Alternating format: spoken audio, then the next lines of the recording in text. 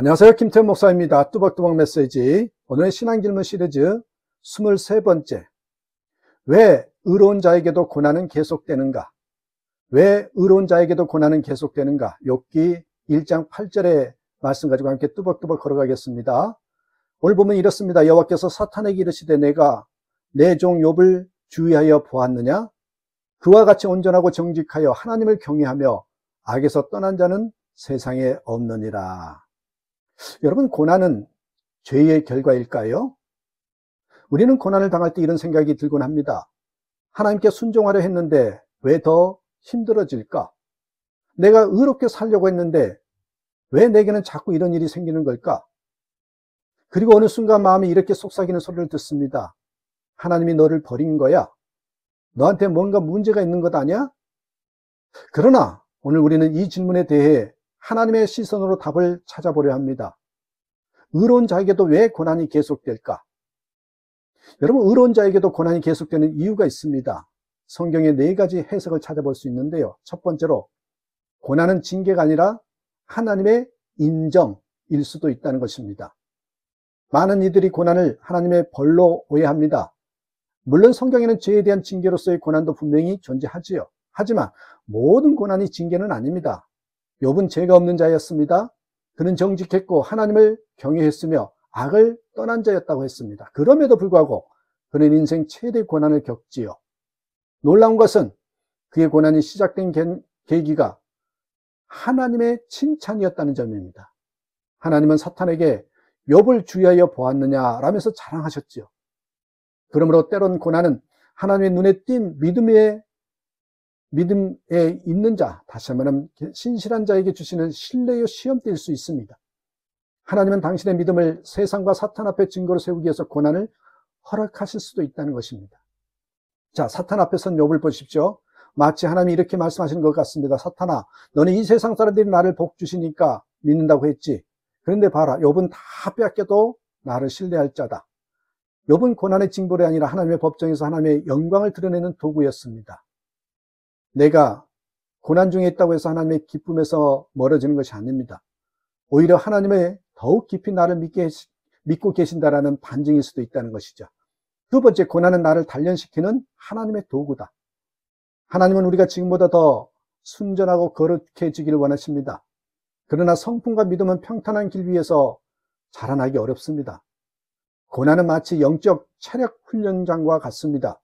눈물과 인내 속에서 우리의 자아는 깨지고 우리의 의존성은 하나님께로 향하며 진짜 예배자가 만들어집니다. 히브리서 12장 11절에 무릇 징계가 당시에는 즐거워 보이지 않고 슬퍼 보이나 후에 그로 말미암아 연단받은 자들은 의와 평강의 열매를 맺느니라.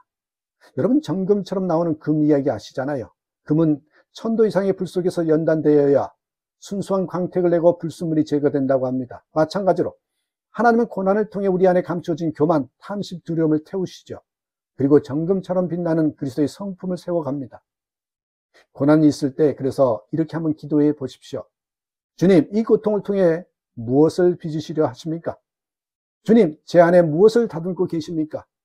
이 기도는 고난을 지나가는 길이 아니라 하나님의 작업실로 받아들이는 믿음의 기도이겠죠.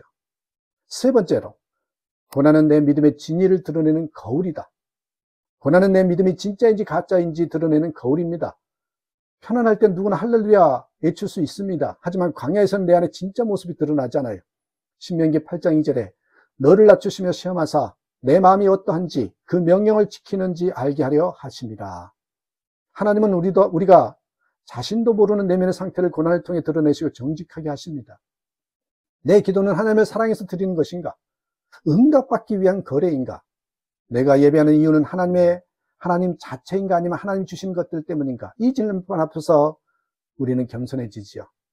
두 신앙인의 기도가 있어요. 한 사람은 하나님 왜 아직 응답 안 하십니까? 라고 기도를 멈췄고, 또 한 사람은 응답이 없더라도 하나님은 선하십니다 라고 무릎을 꿇었습니다. 고난은 믿음의 분기점을 만들어냅니다. 고난 속에서도 하나님을 선택하는가 아니면 상황에 따라 믿음을 유보하는가, 그것을 점검하는 것입니다. 지금 고난 중이라면 이렇게 자문해 보십시오. 나는 지금 하나님을 찾는가 아니면 결과만 바라고 있는가? 이 질문이 믿음을 더 깊은 자리로 인도할 것입니다. 네 번째로, 고난 속에서 하나님은 더 깊이 계시된다. 많은 성도들이 하나님을 더 알고 싶다고 말하죠. 그런데 정작 하나님을 더 깊이 만나는 자리는 대부분 고난의 골짜기입니다. 욥은 모든 것을 잃은 후에야 이런 고백을 하죠. 욥기 42장 5절에서 내가 죽게 대하여 귀로 듣기만 하였사오나 이제는 눈으로 주를 배웁나이다. 지식으로만 알고 있던 하나님을 고난을 통해 인격적으로 만나게 됐다는 것입니다. 여러분, 조난당한 배 위에서 선장이 보이지 않을 때 사람들은 불안해합니다. 그런데 구조 헬기가 내려와서 줄을 던졌을 때 그 존재는 그 어떤 때보다 분명하고 가까이 느껴지지요. 하나님은 우리 인생의 풍랑 속에서 더 가까이 더 분명히 나타나십니다. 고난 속에서는 하나님이 멀게 느껴질 수 있습니다. 하지만 실제로는 그 어떤 때보다 가까이 계시는 시간일 수 있습니다. 내 느낌이 아니라 하나님의 약속을 붙드십시오. 그분은 상한 마음을 멸시하지 않으신 분이십니다. 고난은 나를 심판하신 것이 아니라 나를 성숙하게 하고 더 깊이 하나님께 붙들리게 하는 통로입니다. 죄 없던 예수님도 십자가를 지셨습니다. 고난은 의로운 자를 통해 하나님의 영광을 드러내는 무대가 됩니다.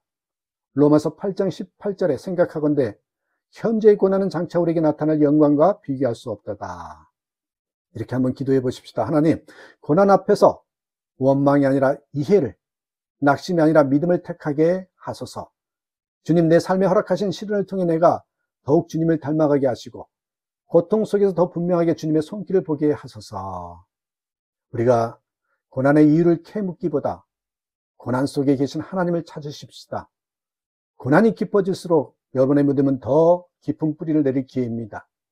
주변에 고난의 가운데 있는 성도들 정죄하지 마시고 함께 동행해주고 울어주고 기도하는 그런 저와 여러분 되시기를 주님의 이름으로 축복합니다. 감사합니다.